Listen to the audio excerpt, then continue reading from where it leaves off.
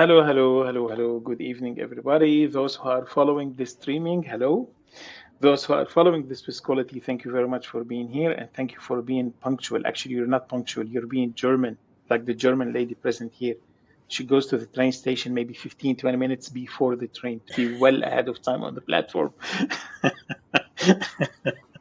Bärbel, hi, how are you? Hi, Mark. I'm great because I Great arrived to in have you here. time. There's so much stress in life we can't avoid. I just try to avoid stress that I don't have to go through. Absolutely. Absolutely. All right, that's great. That's fabulous. I'm so happy that you're here, and I'm so happy that technically everything seems to be working today. To Thank you everybody for who having followed me. us, thank you, my pleasure. To everybody who was following actually our podcast with um, Robin story. First of all, of course, we do apologize for what happened. People were not able actually to hear Roberta's story or Robin's story, as we call her. And we really apologize for that. But frankly, there was nothing that we could do on our side. We have communicated with Riverside, who are actually the platform through which we are streaming to LinkedIn. And to be frank, in the beginning, they didn't respond. Later on, they did respond and they did apologize, first of all, of course, to us for the damage that we had. And they did apologize personally to Robin. So, for all of you great fans of Robin, Riverside did apologize to Robin directly, and we're happy with that. So, we're back on the platform, but frankly, we're keeping an eye on how things are. Riverside said that actually they have found the bug and that it was something associated to use of iOS material, like non-Windows material that maybe Robin was using. But anyway, they have said that they have fixed the bug, so let's see how it will go today. Berbel, you don't use a Mac actually; you're using a PC with Windows. I do. I do use a PC with Windows. Good. We will have to be a little bit patient with Berbel because actually sometimes her Wi-Fi isn't giving her the best possible connection. And unfortunately, sometimes my colleagues here and people attending won't see how beautiful you are today, Berbel, but I can assure everybody that you are shining and radiating. Thank you so much, Mark. So is there a connection problem? On your side, yes, we don't see you very crisp, we don't see you very clear, which means that your connection is suffering. If there is any possibility you can go closer to the router, please do. You can stop your camera and move if you wish. Maybe stop your camera first. Otherwise, people will watch your feet moving around in the hallway, and that's not the goal. All right. Okay. So, for everybody's benefit, today our podcast is with the amazing Stephanie Yesil. We have had Stephanie, I think 3 months ago, and she was fabulous. She was absolutely amazing. We loved what she had to say about her personal journey. I'm more than happy to wrap up what I remember. Stephanie actually used to be a teacher. She's still, I think, doing some teaching, but mostly now she's doing coaching to teachers. So she helps teachers actually who want to convert from being teachers to go into to the corporate world. And she argues actually in favor of teachers by saying they have qualities that are unmatched because of their what they have gone through as teachers. Like they have to find solutions, and very often actually they are not properly supported in their role. Um, Very often actually they have the big challenge of teaching teens and adolescents who might be actually a bit of a hard nut, if I may say so. Um, and actually, Stephanie helps those people to go to the corporate world. She coaches those, and she is amazing at this. I have read some of the testimonials on her website. Pretty great stuff. So we're looking forward to Stephanie joining us. She will probably be joining in the next few minutes, right? She is a teacher, and teachers are punctual, usually, most of the time. And we have, of course, with us, as you have seen today, Bärbel Wetenkamp, a partner and a friend and somebody we trust, somebody whom you have already seen in many of our previous podcasts, and we are more than happy to have her. Bärbel isn't only a partner and isn't only actually a podcast partner and a co-host, but also is an amazing and a wonderful addition to every podcast because she takes the liberty and the freedom to actually ask questions herself, and she actually beautifully reacts to what the guests are saying. So she really plays a very positive role. So we're more than happy to have her. Thank you, Mark. Technically speaking, do you have me now also? Technically speaking, we could see you, but actually, once again, your picture is not 100% crisp. We could see you, we could recognize you, but like, I don't know, maybe I shouldn't say this. Frankly, I'm not a huge fan of Microsoft Teams, but before this meeting, Berbel and I had kind of a test, and in Teams, everything seemed to be fine, which probably means that the Teams algorithms of video compression and video streaming are today working better than Riverside's. And frankly, this is not the first time I hear this. I have already had previous podcasts where people said that actually on Google Meet or on Teams or on Zoom, they had much better streaming than with Riverside. It might be because the Riverside is in Northern America and now actually the streaming is going through there. I don't know. And on LinkedIn, actually, yeah, we're going through North Europe, Western Europe, sorry. So I'm not sure what the reason is, but there is definitely an issue over there with the Wi-Fi at the side of Mrs. Weddingkamp. But I think Mrs. Weddingkamp will just let it happen. And luckily, one of the nice things about Riverside, to be fair and to say the pros and cons, is that Riverside actually does take relatively high quality recording of this live streaming. So even when you finish, please don't turn off your PC and leave it connected. It will continue to upload. And then actually the recording that we get from Riverside will be a much higher quality. So when we publish later on, what we publish will be much better quality than this. Okay, let's hope for the Great. best. I'm sure. All right. What do you think if we actually kind of start? Would you like to tell us about, if you wish, of course, there is no obligation. Would you like to tell us about your trip, where you are, why you're there, and how do you feel being received? Oh yeah, I would love to. Please. I love from time to time do new adventures, and I'm just starting a new adventure. I think 3 days ago I arrived in Oman. I have Where is that? watched. I Where don't think is that? everybody knows where Oman is. Yeah. Okay. Oman is in the Middle East. Actually, it's the. Please correct me. You might know better than I do, but I think it's the country, the most east side country It is. uh, on the Arab half island. Is this English? Do you Yeah, call yeah, it like this? yeah, Yes. yeah. So it is a neighbor to Saudi Arabia, to the United Arab Emirates, facing the beautiful ocean, the Oman Ocean. And I have been watching quite a few YouTube videos on Oman, and for a long time I'm dreaming of coming here. I don't know why, but I had this feeling, this idea that it's beautiful, its people are special. So I wanted to come and figure out. And Mark, what can I tell you? From minute one, it is just amazing how friendly and open and welcoming people are here.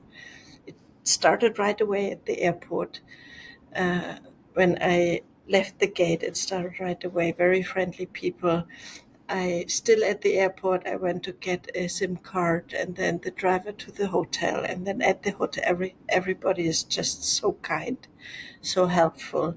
Everybody has something to share and wants you to have the best experience here.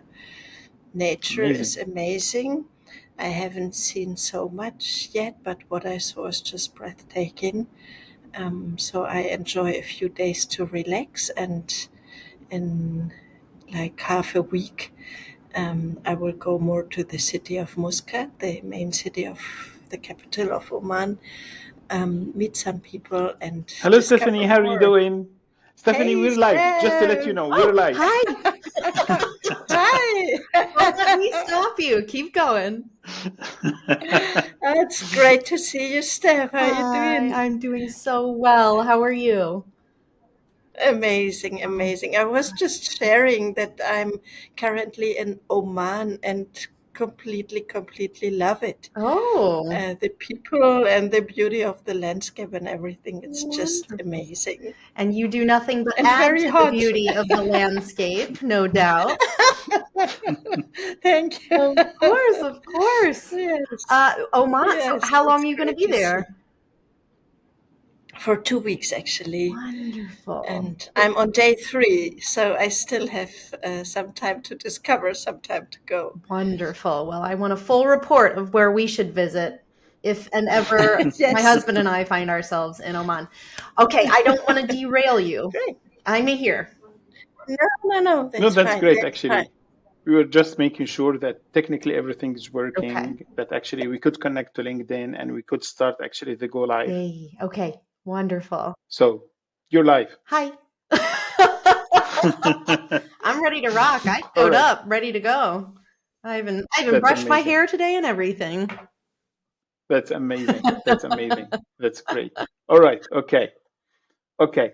Um, with your permission, Bärbel, for the first half hour, as unfortunately Steph might not be able to actually sit with us throughout this podcast, maybe I will focus questions to Steph, and then we will focus with you afterwards. Is that okay? Absolutely. I'm so keen to hear news from Steph. Oh my. Great. Just go. Go. I hope Is that okay for you, Steph? that's perfectly fine for me. I hope I live up to expectations.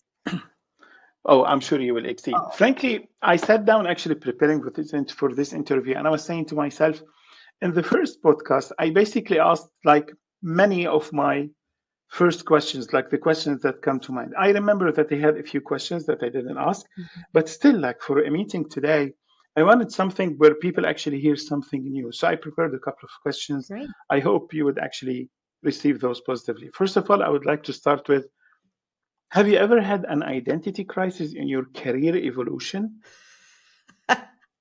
Who hasn't? Exactly. Okay. So in your case, what got you through it? Deciding that it was okay to not have the answer. Because we're Mm-hmm. all, I mean, truly, honestly, the real answer was what's called cognitive behavioral therapy. My feelings Yes. do not reflect reality. My feelings that I was having an identity crisis didn't actually mean anything was wrong. It just meant that I had an itch for something else. And so what I did was I turned to an academic pursuit to say, okay, I know that there is this something that I'm feeling. Something's off. I don't like what I'm doing. I want something different. So rather than focusing on the emotional part, I actually sat down and did a needs assessment. I actually did a strengths assessment. I turned to some paid career inventory, some career identity quizzes, and I just acted. I started getting curious and seeing what else was out there, and building my confidence by identifying what I was really good at, even if I didn't know what was next. And then eventually, what was next revealed itself. How? How? Yes. Okay, I'm sorry. I thought I misheard you. It revealed itself Sorry. because I then started looking for professional roles that matched my strengths and my transferable skills rather than necessarily what I went to college for, what I got my master's degree in, what I got my bachelor's degree in. I didn't think about my life in terms of what I had done in the past. I thought about my life in terms of what I wanted to do in the future. So I got tactical in looking for roles that matched what I thought would be interesting and what I was already qualified to do, not because I had a certification, but because it was it was maybe a minute part of my last job that I didn't really focus on, but I really, really liked it. And I wanted to do it more full time.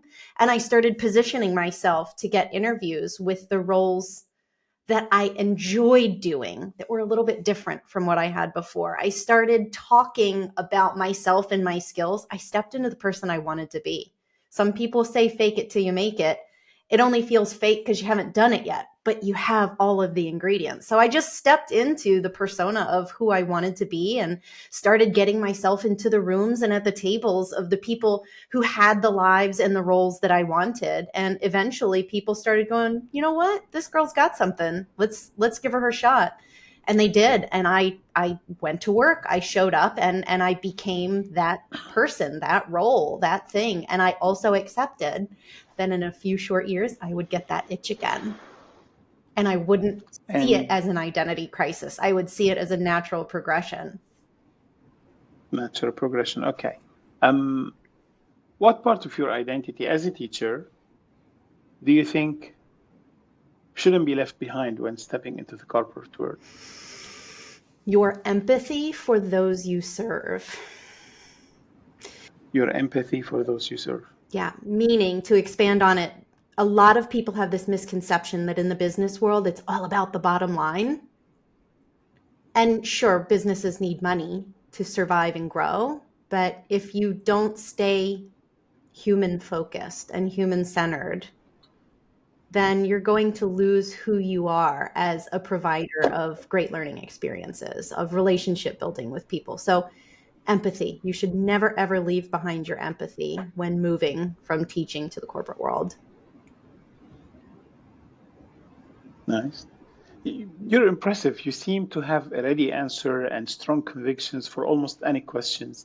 Don't you sometimes change opinion on things or change belief on something? I don't know. I would like to ask you, what belief, for example, you used to hold strongly about career transitions that you now completely disagree with? Ooh. Well, I could say the opposite, by the way. I want to throw a compliment your way. You have the best questions to ask. Your prep going into these. And if you don't prep, like, I won't believe you. If you sit here and tell me I don't have a ready list of questions, I won't believe you. You are a master of the interview. Okay. Thank you.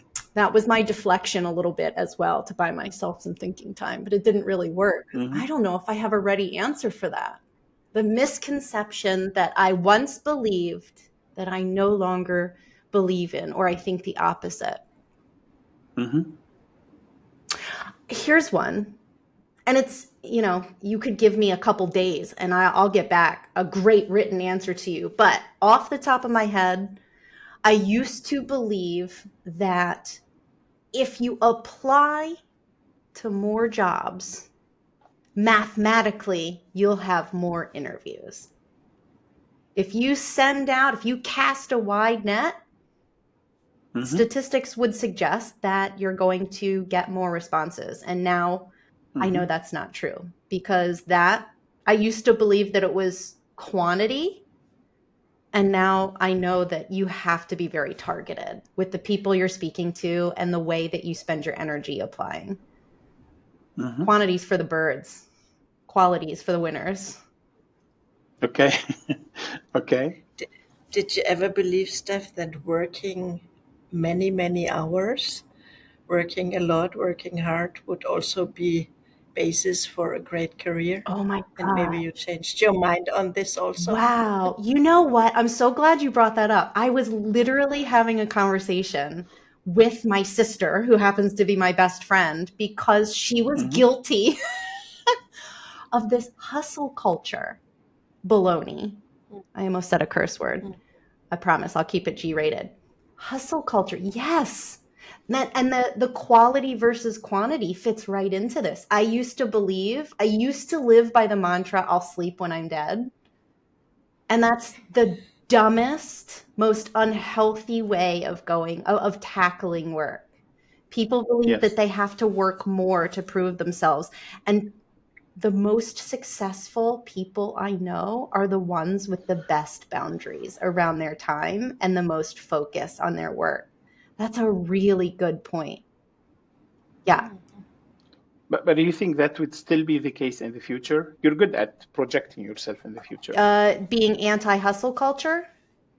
Yes, I do. being able to focus and putting boundaries. Absolutely. I mean, I would like to say that I am better at it now than I was when I first made my transition from teaching to the corporate world, because I still believed back then that I had to prove myself. And in order to do that, you have to be present all the time. And so there's a certain amount of expectation of showing up and demonstrating who you are and developing your credibility when you first make that transition. But as you get deeper and deeper into work, I believe that as anybody develops within any role, not just ed tech or the transition from the education to the corporate space, literally in any corporate role, if you don't set clear boundaries, and not just outwardly, for yourself, so that you stay focused and get your quality work done. You don't allow in the distractions that would prevent you from being efficient. If you don't set those clear boundaries all around you, you're going to develop a reputation for being the person who can handle everything, until you can't. And everybody's going to keep giving you everything. And then you're going to feel like, well, why can't I keep up? And it's going to become this self-perpetuating problem. So I do, to circle back to your initial question, I'm the queen of giving long-winded answers for things, but to make it short for a soundbite, yes, I absolutely believe hustle culture is the wrong way to build a career. What about you? I'm curious. What are your thoughts? I want somebody to either to challenge me or share an anecdote. What do you think? We will. Let's go together. Let's project ourselves 10 years from now. Let's imagine it's 2035. Oh, okay. What role does Stephanie think former educators will be playing in corporate boardrooms? I believe that in 10 years from now, the traditional education system won't look anything like it does now. Why? AI, Explain. personalization, gamification. We have an AI second and third brain. We have co-pilots, not just as educators, but as learners. The way that students learn at all stages, at all ages, is rapidly transforming. And the ability to access knowledge has outpaced a traditional education system. So the role of the educator in corporate in the future will be figuring out how to make public and private education keep up with the times, to be able to access quality information, to filter out the things that people would want to tell you to lie to you or scam you. But also, as lines get blurred between fact and fiction, Yeah. I think the traditional subjects of math, science, language arts, social studies, etc., we're going to have more and more educators developing specialty courses and curriculum to be able to use technology, to be able to be smart consumers of information, to be able to use AI not to replace ourselves, but to enhance ourselves. 2035 will look nothing like what any of us have ever experienced in the world of education. And I also believe that there will be a lot more privatization of learning. There will be, because the access to information and learning experiences, it's no longer contained within a single classroom or a single school building. Learning can happen literally anywhere. So the current educator, it's going to be gone. They're cooked. The educator of the future will have to make the world relevant to a global learner through companies' software. They have big R&D budgets, and they are going to try and capture the dollars and cents of anyone who wants their children to learn in a global world. I would like to ask a few questions, but I don't know if you would feel comfortable actually talking about this. Are you comfortable talking like about things which are usually education, but today being strongly impacted by politics? I will let you know if there's something that I have a strong or weak opinion on. Go ahead and ask your questions. I don't know if I told you this. Before I got into education, my bachelor's and my master's degree was in global politics and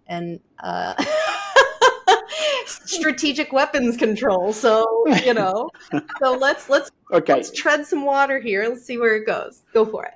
I mean, frankly, it's on every single channel. It's on every single channel. New policies of the new administration and how actually a lot of universities are standing up to that or are actually bending and going with the wind. Where do you stand on everything that we are hearing, which is really surprising? Okay. That's a humongous question. Where do I stand on everything that's happening? And I take kind of a Of course, excuse me. Of course, my question is to you, especially from your perspective as somebody who coaches education, teachers in the educational system, and how it is impacting teachers and the educational system. Right. Okay, I see what you're saying. So it's more of a business opinion that I have and less of a personal opinion. I try to objectively approach current events in things that I might not necessarily have direct control over. I try to understand how what's going on politically is going to affect the future of privatized business, of federal programs, of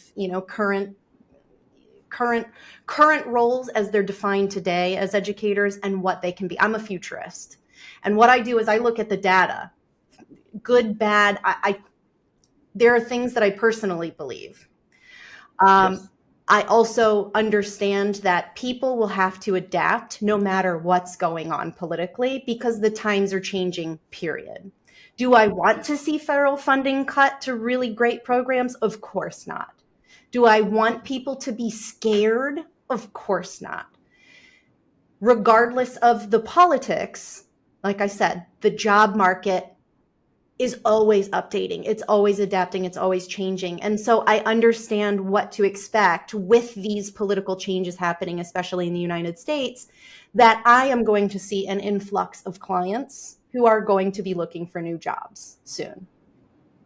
That's just a data point, right? That's people are not going to be welcome in some of the old jobs that they've had before. And while that's unfortunate, I am in a unique position to understand that there are many, many causes around the world that need good people's energy. And because the education world is evolving and the way that people consume educational content, learners consume educational content is evolving,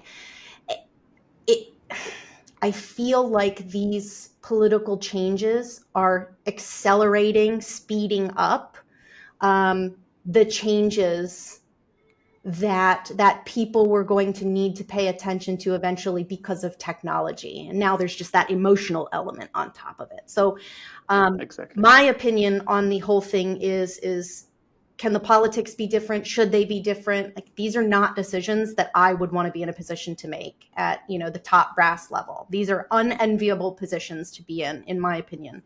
So my job now is to say, okay, here's the reality of what we're looking at. Here's what's happening. And I want to envision what you said, the educator of 2035, and start equipping people with the upskilling knowledge and the courage to make these changes for a decade from now.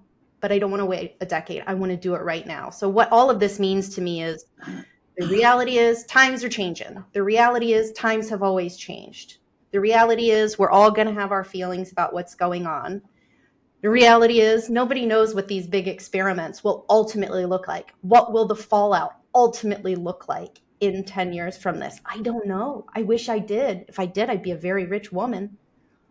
But what I can do right now is say, here we are. And as individuals, we have agency to make changes that would provide ourselves and our family's security in the future. And here are the specific things that you need to do to become an educator of the future. And it's in corporate.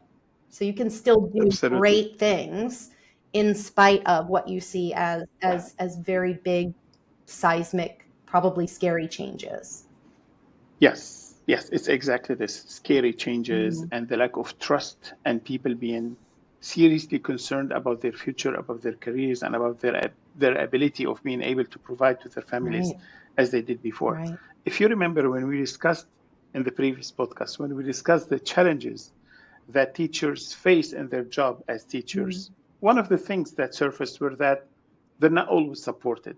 At least this is their perception, this is their feeling. They're not always supported. One of the questions that actually I hear sometimes Bärbel ask in her coaching is, if you had unlimited resources to design the perfect system, in this case, to design the perfect support ecosystem for transitioning educators, what would it include? It would absolutely give them the ability to understand this is the list of skills. This is also a perfect world where I can define things and no matter what I say is true. Yes, yes, If we're yeah. dreaming, let's really dream. Okay. I am able to locate data. I'm able to forecast with precision and accuracy. This is the list of 10 skills that you must have to be marketable outside of your current role within traditional education. Choose, and I would give them specific learning paths where they could very easily learn these skills in a way that they could turn around and implement them quickly so that they have enough of an entry point into the corporate world. They have enough confidence in themselves and their ability to execute on this new role. And they know that when they step into this new role, they're going to be able to grow in that. And part of the support that I would give is not just, here are the skills that you need to have in order to make these transitions. These are the kinds of people you need to know. This is the way that you communicate and network. These are the groups of thinkers and doers and movers and shakers that I want you to be a part of, because it's a community. It has to be a village of people making sure that the future of education is a safe and secure thing and not an every man for themselves environment. And in addition to giving them the skills that they would need to be pretty widely applicable, and of course, AI, language learning models, the different use cases of it, to future-proof and layoff-proof themselves, but rather to give themselves that co-pilot, essentially how to use it to be irreplaceable, to be the person who knows how to use these to be irreplaceable. And then part of the other part of the support system is once they have doors open to them, they're meeting the right people in education. We are helping redefine the modern educator's role within corporate America, and see the two as inextricably linked, right? Once we develop the teacher's skills who want to move, we also have an element where we're helping update an understanding in corporate of what educators will bring to them, hiring managers, what educators will bring to these teams. And then once they're hired, support to be really successful in these new roles, to help adjust and navigate the corporate world, because it is very different than your day-to-day in an education environment. So kind of an A to Z. If I could create the perfect support system, it would be the support system that stays with you as a coach, as a mentor, as a full community, sharing knowledge and sharing wins and sharing support for addressing challenges as you become a corporate educator. Nice, lovely, lovely, a corporate educator. If you allow, can I add a little ingredient to your dream cooking? If we cook together, of course, I love the future. I would love them, besides understanding their skills, also understanding what they really love to do, for which community or which environment they would love to be in. Yes. It's especially not only for teachers, but everybody who dares a second career, a third career, a real change in professional life. I think this is such a big opportunity. Really think, where are you happy? Where do you want to contribute? Where do you want to learn from other people? What is the environment, the topic, the culture, the everything? I think this is a huge chance, as you need a lot of courage for such a change. Go big, dream big. Oh, yeah, Yeah. absolutely. And if you think about it, and to add on to that as well, there are so many, well, where do I belong? Where should I go? How can I still have purpose? When you're in a role where you've connected your identity to it for so long, by leaving that, Yes. the identity shift happens. Well, who am I now? Am I really going to make a difference? And part of the recipe that you and I are collaborating on here is also, you're right, helping define, do you want to work for a big company? Do you want to work for a governmental organization, a nonprofit? Do you want to start a business? Do you want to start a charity? Do you want to work for big, small, medium? And not only that, if we look at the United Nations Sustainable Development Goals, how many? I'm trying to remember how many there are total. 17. 16. 16 now or 17? I thought it was Yeah. 17. I'll have to double check. Yeah. But education Probably. is number 4. Yes. Quality education is Sustainable Development Goal number 4 in a list of 17 big picture buckets of what will make the world a better place. So the other Yes. thing is, do you want to stay in ABC's 1, 2, 3s, reading, writing, arithmetic, or do you want to go into reduced inequalities, peace and justice? Do you want to put your skills in sustainable cities and communities? What is it that you not are only good at, but what's going to bring you joy for your next move? And where can you reallocate your energy in a way that feels really healthy and sustainable for you? That's Yeah, I great. love That's that. an amazing addition. Thank you very much for this, Bärbel. So that was actually a beautiful addition, but I've heard from you something that made me understand that sometimes teachers actually, when they say that they want to go to the corporate world, sometimes they don't receive the best advice, Yeah. right? Mm-hmm. Especially from non-professional people around them who volunteer free advice. What advice do people commonly give to transitioning teachers that you believe is completely wrong or even harmful? Honestly, you're absolutely right. There's a lot of bad advice out there, but I guess in my algorithms, I follow people. I follow accounts, they give really great advice. So I see tons of good stuff. So I imagine some of the advice out there, it's less about advice that's given, and it's made up advice that people believe that they think they've heard or seen. But I'm not sure anybody's really giving it. Maybe they have to, right? But I don't know about specific advice because I can't I always want to be data backed, and I can't say, oh, I saw this horrible post the other day. I don't have that example right now.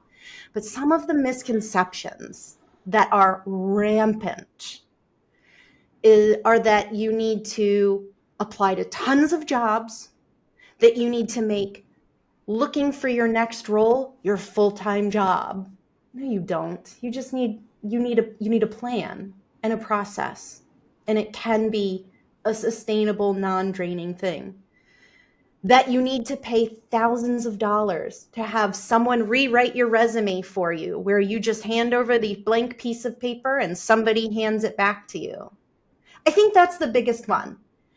And I don't want to throw any shade on resume writers, because I know some of the most wonderful, brilliant people who make a living writing professional resumes. But I think if I had to give you one mark, it would be, the advice is, you have to pay someone to write your resume. You don't. What you really need is someone to teach you how to write your own resume so that you can update it as much as you want. The person you want to talk to is the person who's going to teach you so well that they're going to put themselves out of a job, because you will be able to handle it from now on. So that's it. Don't spend thousands of dollars on resume rewrites. Right. So maybe my last question, if you have to leave at 59. I do. If you could ban one piece of corporate jargon from your client's mouth forever, what would it be, and why this? Corporate jargon. Something that really makes you very unhappy, like something that gets on your nerves, either because it's very wrong, It's more, they're sayings. There are 3 that I can think of that just make me so frustrated. Well, we Okay. don't want to get too in the weeds here. I don't know why that rubs me the wrong way. Maybe it's just old. The other thing is, let's take this offline. Let's take this offline. Mhm. No, let's talk about it. If it's pertinent to the meeting, let's talk about it here in this meeting. Don't try and hide things. Let's circle back and talk about this offline. And the other one is synergy. It's an oldie, but a goodie. Let's really synergize here. I think it's less of a function. These are all really well-intended things. I think maybe I'm just bored with the sayings. Stop saying those things. We can be more creative. Yeah, you perceive them as like old cliches. Right. Cliche. Okay, so that's it. Right. Like, don't use old cliches. That's the corporate jargon, and I'm blanket state. Like, stop with the cliches.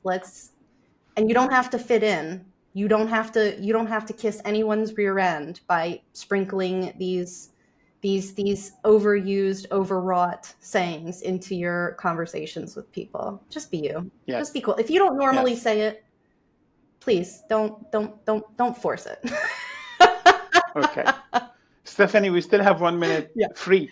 Anything you would like to share? I have missed you, and I've been so looking forward to this, and I've been so curious about how you are doing. I've spent the last 27 minutes chatting about myself. Mark, I want to ask you and Bärbel, because I'm going to use this for my marketing stuff as well as people in the non-education arena. I want to put it back on you. You both have done your own share of identity shifts and career shifts. What nuggets of wisdom, or one nugget of wisdom each, would you give to people standing, my audience in particular, transitioning educators standing at the precipice of who they are, and on the other side is what they can be? Okay, I'll let the lady first. I would say dare to dream and listen to your dreams and ideas, because you have everything in you. And a life is too precious just to stay in a job that you don't like. Even if we're afraid, if we just go for it, normally things turn out so much better than we can even imagine.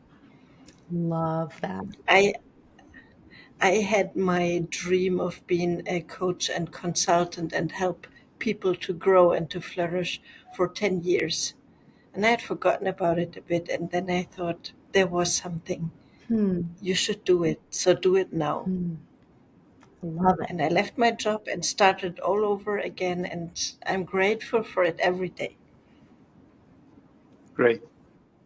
Okay, I would say very briefly, I would go back actually to what you said earlier, Steph. You should have a plan. Don't do anything that you don't perfectly understand. And don't do anything for which you don't have a clear plan. Once you properly, really perfectly understand what you're doing and you have a plan, go ahead. Be courageous and do as Bärbel said. But first, make sure you understand and you have a plan. Follow your dreams and be smart about it. Love it. Steph, I want to have more time with you to chat. There's so many things to talk about so much. with you. It was amazing seeing you. It's so good to see you as well. Thank you so much for having me on. And I'm so sorry that I have to run. Matter of fact, I'm going to go have a great conversation to build a plan for a client right now. But we will definitely get together again, offline or online. Let's synergize. I would love that. Thank you both so much. Thank you very much, Steph. Thank you. We really appreciate it. Thank you. Bless you. Bless you. Gosh, isn't she fun? I love this energy, and I love how she said, I'm a futurist, with all the struggle and the fearful things of those days. Yes. We really should not forget how great the opportunities also are to build future, to shape and create. Absolutely. Yes. Absolutely. Amazing. Steph is amazing. Yes. I love her energy. Yes. Her energy, her kindness, and frankly, how she comes very modest and very friendly, although she's really like somebody who's very respected, very followed. Only on LinkedIn today, I double checked, she is today at 46,000 followers, which is really pretty decent. So We congratulate her. Let's go to you, Bärbel. A few questions. I know it's end of the day, and you in Oman, like you're even 2 hours ahead of Europe, so it must be very late on your side. I won't make this very long, but I would like to have actually your opinion on a few questions, especially questions that I raised actually earlier, like questions that I've put actually to Stephanie. And because of the very short time, actually, we focused on her. But now I would like to put those questions to you if you allow. So, first of all, have you also had an identity crisis in your career evolution? And if yes, what got you through it? Yeah, as Steph said, who hasn't had this? Indeed. Indeed. I felt a bit like turning around faster and faster, but not getting anywhere. And it took me quite some time until understanding that working more and harder doesn't bring you to other times and a new functioning of the system. So I had to pay for it a bit, like I really was so exhausted that I couldn't continue. And this helped me to step out of this circle and understand it's not by working harder and more that you will get other results. And if you could ban one piece of corporate jargon from your client's mouth forever, anything that they say which you find is wrong or is rude or actually is misleading, whatever you wish, what would that be? For many years, I would like to ban HR and every term around it, because I think we should start to always think and talk about human beings and colleagues and talking about human resources. I find this very difficult for many years. I never liked this term. So you And would like to then say people, not HR? yeah, people, colleagues, Okay. yes, definitely. And then indeed, I also saw that synergize, that's why I was laughing so much. Yes. Synergize just mean let's work together. So why Yes. don't we say it? Why don't we just say, let's do it together? Let's speak like human beings. I understand. Can you share a hilarious or a humbling moment from early in your own journey?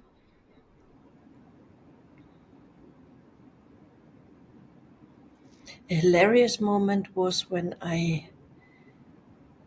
there was an event, politics, before elections, and there was the German Chancellor Gerhard Schröder was invited as a speaker from the Socialist Party, Socialist Democratic Party, in a small village in the north of Germany. And I was very impressed and very naive and very young as a journalist. I used to work as a journalist before.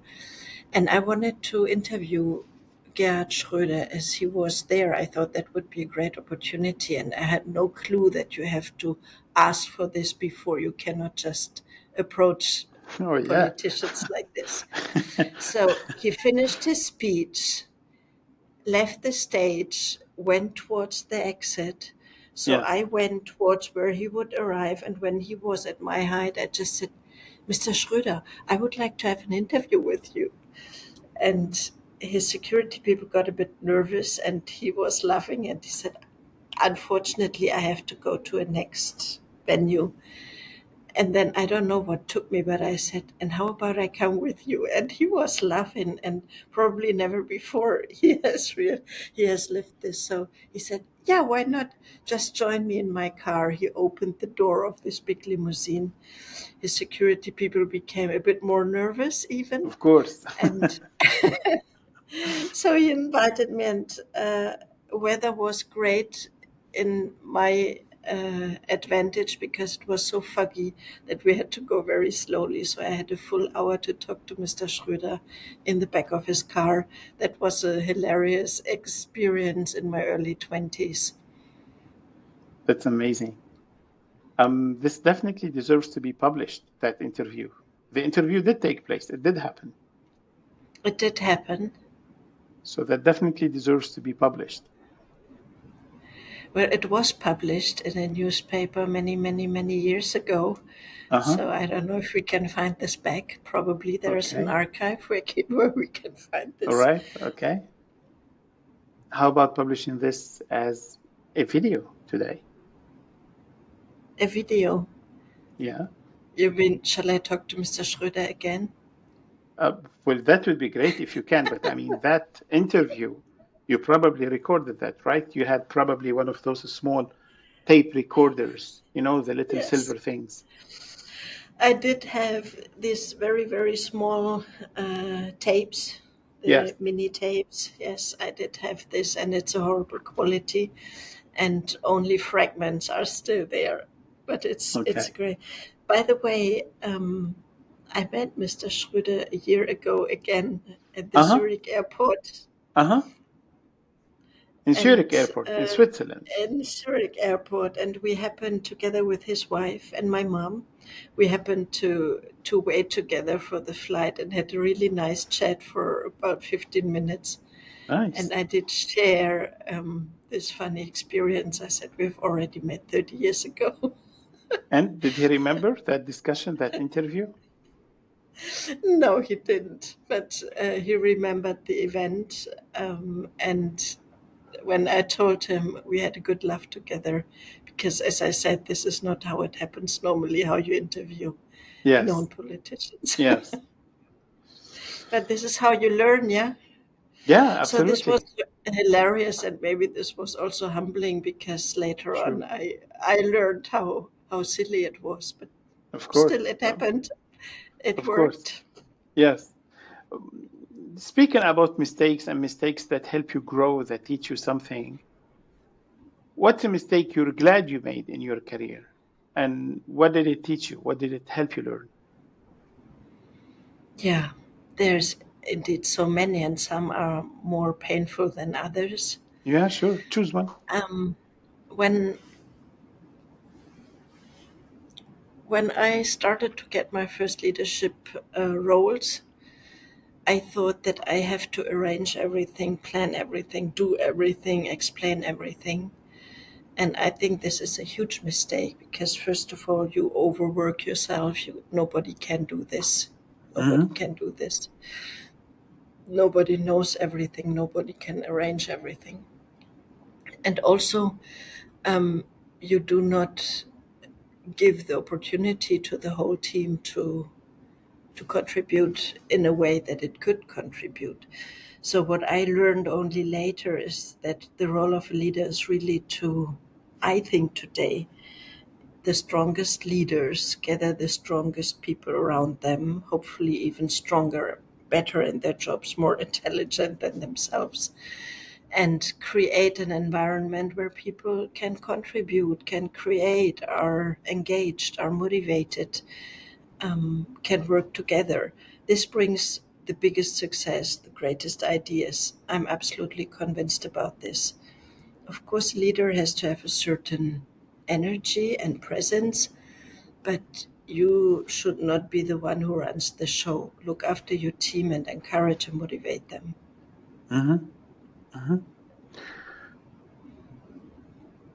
It's interesting to hear actually what you say about people and how you want people to grow. And I would like to ask, what would you want people you have coached in the past to say about the work you do now?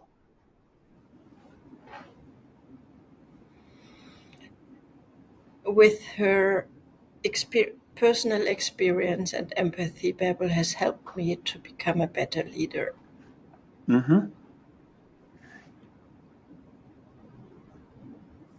Oh, if I may, what kind of ripple effect do you hope your clients will have in their own companies, I don't know, 5, 10, 15 years from now? What is a ripple effect? Like when you, for example, throw a stone in water and then it has this ripple effect where actually the circle becomes bigger and bigger and bigger.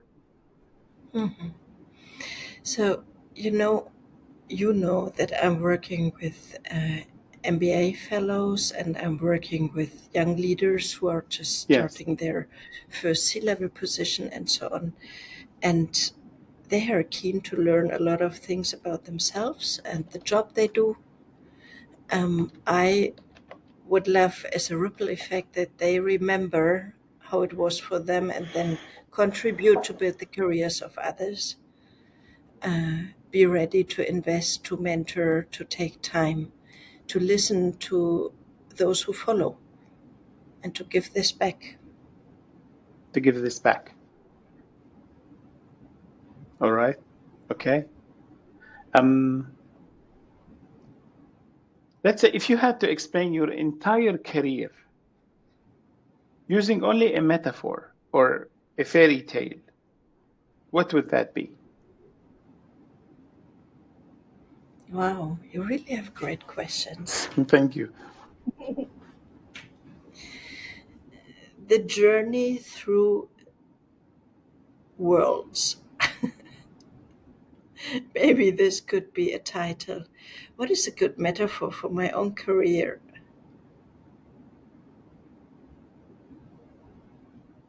Of what I know, I think you're a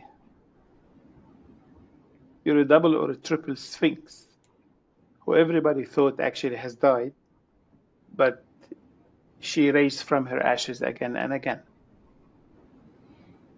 Oh, I like that.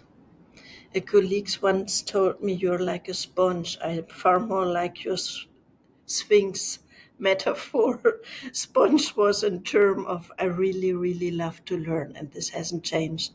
So he said, when you're there, you're just taking in every information you can, like a sponge. Yes, but The sponge in this sphinx context is one very, very is positive. yes, and the sphinx is a bit more beautiful, maybe. Sure. Yeah. Bärbel, what song or movie or book or whatever you wish best represents your journey in life? It's really many very, very different chapters. Mm-hmm. There's not really this red line.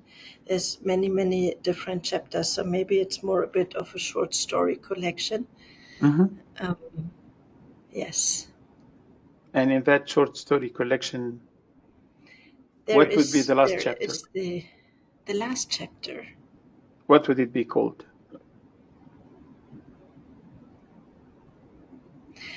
I hope it would be bringing everything together. And what would be the title of the memoir? The title of the memoir: The 7 Stages of My Life. The 7 Stages of My Life. Yes.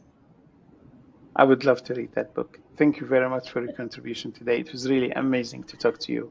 We still have a couple of minutes. Please feel free to express yourself. Say anything you would like to say as the last words of this podcast today. Thank you, Mark. It's been great to exchange with you, with Steph. It's always such a pleasure. I hope for all our listeners, for the people I work with and who are around me, that in those crazy times we don't forget to be there for each other, to encourage each other, and to continue to build. Is it political disruption, or AI, or technology, or people, more and more companies setting off people, so losing their jobs? There's a lot of things going on. I don't want to be too political on this podcast, but there's a lot of things going on who are leaving people with anxiety or struggle or confusion.